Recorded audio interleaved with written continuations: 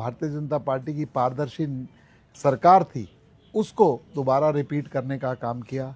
और जिस तरीके से वहाँ पर व्यापार, वहाँ पर मेडिकल फैसिलिटीज़, एजुकेशन के अंदर बहुत बड़ा इन्वेस्टमेंट आया, और आसाम ने जो कि हमेशा हर साल किसी न किसी दंगों से, किसी सांप्रदायिक दंगों से त्रस्त रहता था, पिछले 5 साल का 10 साल का कार्यकाल उन्होंने देखा कि किस तरीके से असम को शांत करने का काम, असम को एक डेवलपमेंट की राह पर लाने का काम भारतीय जनता पार्टी की सरकारों ने किया। और उसी तरीके से पौंडीचेरी जो कि पर्यटन की दृष्टि से भी डेवलप हुआ, और वहाँ पर जो छोटा स्टेट है लेकिन एक जिस तरीके का माहौल और पारदर्शिता वहाँ पर रही, लोगों ने उसे अपनाने का काम किया और भारतीय जनता पार्टी के पक्ष में वोट देने का काम किया। केरल, जहाँ पर हमारी काफ़ी सालों से कोई एग्जिस्टेंस नहीं थी, वहाँ पर चाहे नगर निगम बनाकर, और अब भारतीय जनता पार्टी को काफ़ी मात्रा में वोट देकर, वोट परसेंटेज बढ़ाकर, और कुछ सीटों के साथ केरल के अंदर भी भारतीय जनता पार्टी एंट्री कर रही है। तो मैं कहना चाहूँगा, चाहे तमिलनाडु की बात हो, हर जगह पर हमारी वोट परसेंटेज बढ़ाने का काम किया। तो लोगों ने मोदी जी की नीतियों का, स्वच्छ प्रशासन और पारदर्शी प्रशासन को देखते हुए इसको मैंडेट को अंजाम दिया है। तो मैं सभी 5 प्रदेश की जनता का बहुत बहुत धन्यवाद करता हूँ। सर, इस बार आपको क्या लगता है कि बंगाल में जहाँ विरोध बहुत था और इस तरह के आरोप टीएमसी लगाती थी कि भाजपा तो धर्म जाति की बात करती है, हिंदू मुस्लिम की बात करती है, इस तरह के आरोप लगा रहे थे, फिर क्या कारण रहे कि इतनी बड़ी जीत हासिल की? सब लोग जानते हैं कि कौन लोग आरोप लगाने का काम के साथ साथ इसी बात को आगे बढ़ाने का काम करते थे कि संप्रदाय की राजनीति करना, भेदभाव की राजनीति करना, जातिगत राजनीति करना और पारदर्शिता ना रहना, उसके खिलाफ लोगों ने मैंडेट दिया है, क्योंकि उनकी जुबानी कुछ थी और काम करने का तरीका कुछ और था। तो उसको नकारने का काम आज वेस्ट बंगाल की जनता ने किया है, और जो हमारे कार्यकर्ताओं का जो संघर्ष था उसको कहते हैं उनकी जो मेहनत थी वो रंग लाने का काम। तमाम तरह के एलिगेशन अब ममता बनर्जी लगातार लगा रही है, चुनाव आयोग पर भी कि किस तरीके से जो है वो दुरुपयोग करके सरकारी मशीनरी का किस तरीके ये तो विपक्ष का कांग्रेस हो चाहे ममता बनर्जी हो, जब जीतते हैं तो ये अपनी जीत करते हैं, जब हारते हैं तो ये मशीनरी, वही मशीनरी 2000 के अंदर भी थी, जो 2021 के अंदर भी थी, जब पिछले वाले चुनाव हुए थे तभी भी इसी तरीके का काम जो है चुनाव लड़ने का काम लोगों ने किया। लेकिन हम लोग एक लक्ष्य तक नहीं पहुंच पाए, लेकिन वोटों के अंदर, सीटों के अंदर बहुत बड़ा इजाफा करने का काम किया। और आज जो ममता बनर्जी अपनी हार को अपनी आत्म मंथन करने की बजाय, अपनी सरकार का विश्लेषण करने की बजाय जो आरोप की राजनीति कर रहे हैं, तो ये मैं समझता हूँ ये कोई सकारात्मक बात नहीं है। अपना आत्म मंथन और चिंतन करना चाहिए कि 15 साल के कार्यकाल में क्या क्या गलतियाँ हुई, हम उन्हें सुधारने का काम करें। चुनाव में देखते हैं इसके परिणामों का कोई असर होगा? ओबियसली देखिए, फ़र्क तो पड़ता ही है, लोगों की भावनाएं और लोगों का माहौल, और नॉर्थ इंडिया के लोगों का वेस्ट बंगाल से जो जुड़ाव है, चाहे कल्चर की बात हो, चाहे वहाँ की किस तरीके से वहाँ का शासन चल रहा था, लोगों के दिल में एक बात तो रहती थी, और आज वो जीत मिली है तो पूरे देश के अंदर बंगाल की खुशी है। और मैं समझता हूँ जो नगर निकाय के चुनाव है वहाँ पर भी हम ही में से लोग रहते हैं, तो वो लोगों में खुशी का माहौल है।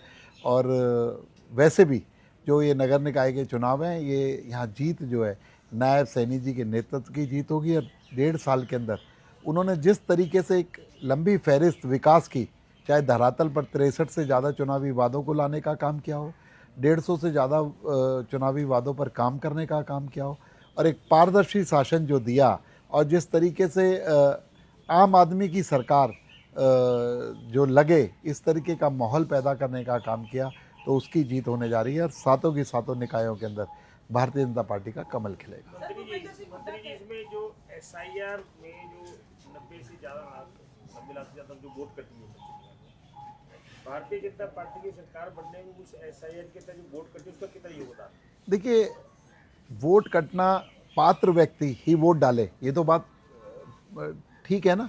तो जो पात्र व्यक्ति, अगर अपात्र व्यक्ति वोट डालता था तो वो किसी तरीके का देश विरोधी व्यक्ति और देश विरोधी जो ताकतें थी वो उस तरीके का काम कर रहे थे। जो व्यक्ति पात्र ही नहीं है, जिसकी वोट ही नहीं है, उसमें कटना ना कटने की बात ही नहीं है। ये तो इसको एक कहते हैं ना, इसका सर्वेक्षण करके जो पात्र व्यक्ति है सिर्फ उसको वोट डालने के लिए कहा गया, और जो पात्र व्यक्ति नहीं है उसकी वोटों को वहाँ से हटा दिया गया, जो कि गलत तरीके से दर्ज थी। तो इसमें कोई वोट काटी नहीं गई, सिर्फ पात्र व्यक्तियों को उसका अधिकार देने का काम भारतीय जनता पार्टी ने किया। पूरे देश के अंदर ये काम कर रही है, और हम समझते हैं SIR कोई हमारा लाया हुआ काम नहीं है, ये पूर्व की सरकारें रेगुलर करती रही हैं, और पिछले 20 साल से जो नहीं हो रहा था उसको करने का काम किया। वरना कांग्रेस की सरकार तो हर 5 साल बाद SIR का उपयोग करती थी, और ये सही भी है कि जो पात्र व्यक्ति हैं उन्हीं को वोट डालने का अधिकार मिलेगा। जो पात्र व्यक्ति नहीं है, आज वेस्ट बंगाल के अंदर चाहे 58 लाख वोट बोलते हैं, चाहे 60 लाख वोट बोलते हैं, चाहे 90 लाख वोटों की बात कर रहे हो, जितने भी अपात्र व्यक्ति थे, किसी भी ऐसे व्यक्ति की वोट नहीं कटी जो व्यक्ति हिंदुस्तान का नागरिक हो और जो वोट देने का अधिकार रखता हो, उसको वोट से वंचित किया हो, ऐसा कोई नहीं किया। मेरा पॉइंट ये है, जो वोट अपात्र व्यक्तियों की जो वोट बनी हुई थी, वो वोट अब जो कट गई इसलिए वोट नहीं डाल पाए। क्या वो अपात्र व्यक्ति की वोट टीएमसी को जाते थे, इसलिए ये जो शुद्धिकरण जो हुआ वो मतदाता का, इसलिए भी एक कारण बना।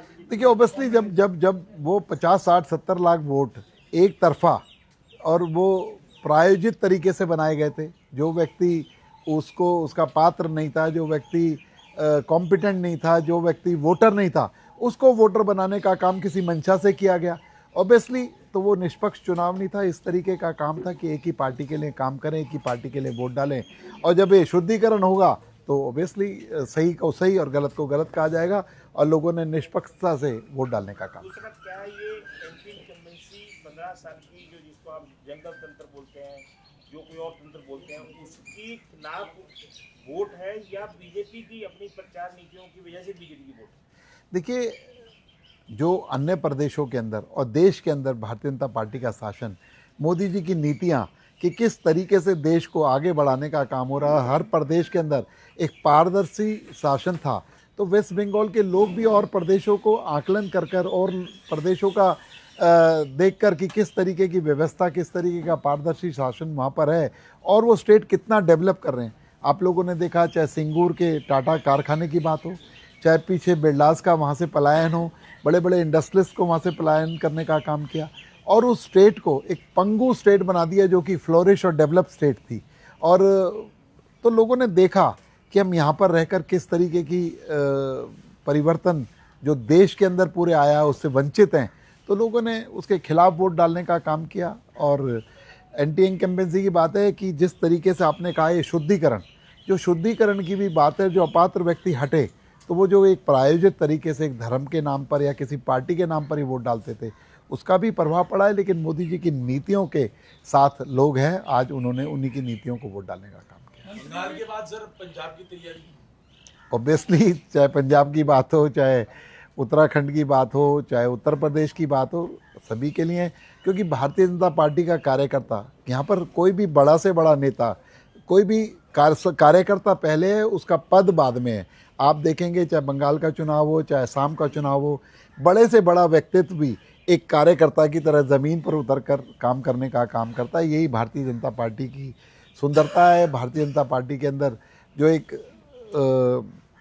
कहते हैं ना इक्वल जो सिस्टम है कि सभी को, छोटे बड़े को छोड़कर एक कार्यकर्ता भाव से जो लोग काम करते हैं और अथक प्रयास और अथक मेहनत करते हैं, उसी का परिणाम है कि आगे भी भारतीय जनता पार्टी का कमल खिलेगा। और अभी इन चुनावों के अंदर तो आपने देखा, हरियाणा में जो 3 दफा की सरकार बनी है, आप कह रहे हो कि पूरे देश में नरेंद्र मोदी प्रधानमंत्री की नीति पर विश्वास है। हरियाणा में मनोहर लाल रहे और नायब सिंह सैनी उनकी नेतृत्व सरकार है, लेकिन कुलदीप सिंह कहते हैं कि उनकी वजह से बीजेपी की सरकार बनी है। 7.5% वोट उनका था, उसकी वजह से 3 में से 2 बार बीजेपी की सरकार बनी। देखिए मैं कुछ उस पर ऐसी टिप्पणी नहीं करना चाहता, लेकिन भारतीय जनता पार्टी एक बहुत बड़ा संगठन है और एक बहुत बड़ी नीतियों को और एक पारदर्शी शासन को लेकर चलने वाला संगठन है। और 2014 के बाद उसकी कार्यशैली को लोगों ने देखा है, उसको अपनाने का काम किया है और अपने जीवन में उस नीतियों की वजह से बदलाव देखा है। तो उसका परिणाम है कि सरकारें बार बार रिपीट हो रही हैं, सरकारें बार बार बन रही हैं, और भारतीय जनता पार्टी का कार्यकर्ता उन नीतियों को लोगों तक लेकर जाता है, चाहे वो उन्हें क्रियान्वयन करने का काम हो या उनको बताने का काम। कुलदीप सुनेगी क्या कोई कारण नहीं है कि मैंने कहा ना, मैं कोई भी किसी पे टिप्पणी नहीं करना चाहता, वो भी हमारे पार्टी के कार्यकर्ता हैं। लेकिन मैंने कहा ना, देशव्यापी बात है, कोई हरियाणा की बात तो नहीं है। आज वेस्ट बंगाल के अंदर सरकार बनी है, असम के अंदर तीसरी बार सरकार रिपीट हुई है, और राजस्थान के अंदर रिपीट हुई है, सरकार उत्तर प्रदेश के अंदर रिपीट हुई है, उत्तराखंड के अंदर रिपीट हुई है। तो मैं कह रहा हूँ सभी प्रदेशों के अंदर आप देख रहे हैं कि आज 21 जो प्रदेश थे आज बढ़कर 23 जो प्रदेश हैं, 22 प्रदेश जो हैं भारतीय जनता पार्टी के पक्ष में। तो इसका मतलब ये नहीं है कि किसी एक व्यक्ति होता है, सभी कार्यकर्ता का योगदान होता है। एक बूथ पर कार्यकर्ता काम करता है, उसका भी योगदान होता है कि चुनाव के अंदर। लेकिन कोई व्यक्ति ऐसे कैसे कह सकता है कि इतनी बड़ी पार्टी, इतना बड़ा अम्ब्रेला की एक ही व्यक्ति की वजह से चल रहा हो। तो मैं चाहूँगा कि ये माननीय नरेंद्र मोदी जी की नीतियों की जीत है और 2014 के बाद जिस तरीके का शासन उन्होंने देश में दिया उसकी जीत है। गोयल साहब, एक सवाल था। आज भूपेंद्र सिंह हुड्डा ने प्रेस कॉन्फ्रेंस की, उन्होंने कहा कि बीजेपी की जो ट्रिपल इंजन वाली सरकार है वो तो घोटाले करते हैं, लेकिन हमारी ट्रिपल इंजन मतलब एमपी, एमएलए, और उन्होंने कहा कि अब जो तीसरे बनेंगे हम विकास करेंगे। आप उनके बयान को किस नजरिए से देखते हैं? ऐसा है, भूपेंद्र हुड्डा जी बहुत सीनियर लीडर हैं, लेकिन उन्हें जमीनी ग्राउंड की सच्चाई को समझना चाहिए, उसी तरीके की बात करनी चाहिए। आज भारतीय जनता पार्टी के पक्ष में माहौल है। लोगों ने उनकी सरकार को भी 10 साल देखा और झेला कि किस तरीके के काम, किस तरीके के घोटाले की जो बात कर रहे हैं वो कहाँ होते थे। आज तीसरी भारतीय जनता पार्टी की सरकार है, किसी तरीके का कोई घोटाला, किसी तरीके का कोई इस तरीके का भ्रष्टाचार हमारे उसमें नहीं आया, सरकारों के अंदर नहीं आया। ना ही किसी नेता पर इस तरीके के आरोप लगे जो पूर्व में लगते रहे। और कोई बात नहीं है, अपोजिशन है, उनका फ़र्ज है अपनी बात रखना, अपनी बात कहना। लेकिन आप लोग भी जानते हैं, जनता भी जानती है और हम भी जानते हैं कि भारतीय जनता पार्टी की नीतियों को लोग पसंद करते हैं। और लोकतंत्र के अंदर अच्छा बुरा मापने का पैमाना वोट है। जो लोग जिसके पक्ष में वोट देते हैं, अभी 1.5 साल पहले उनके खिलाफ लोगों ने हरियाणा के अंदर मैंडेट दिया। 1 साल पहले निकाय चुनावों के अंदर उनके खिलाफ मैंडेट दिया और अब आने वाली 10 तारीख को भी कांग्रेस के खिलाफ मैंडेट लोग देंगे, ऐसा मुझे विश्वास है। मंत्री जी, दमकल कर्मी और निकाय कर्मचारी लगातार हड़ताल पर हैं 8 अप्रैल से, क्या नहीं, कोई बात नहीं, रेगुलर जो उनसे बातचीत चल रही है और काफ़ी सारे लोग, किसी भी तरीके की सुविधाएं बाधित नहीं है, सुविधाएं सारी की सारी लोगों तक पहुंच रही हैं। लेकिन लोकतंत्र है, उनकी डिमांड है, वो भी अपनी बात रखने के लिए फ्री है, कोई बात ही नहीं है, स्वतंत्र हैं, अपनी बात रख सकते हैं। लेकिन उनसे जल्दी काफ़ी बात चल रही है और 2-3 मीटिंगें हो चुकी हैं, जल्दी उस पर निवारण होगा उसका भी। थैंक यू जी। अभी कुछ आ जाओ, अंदर ही आ जाओ, या तो आ जाओ।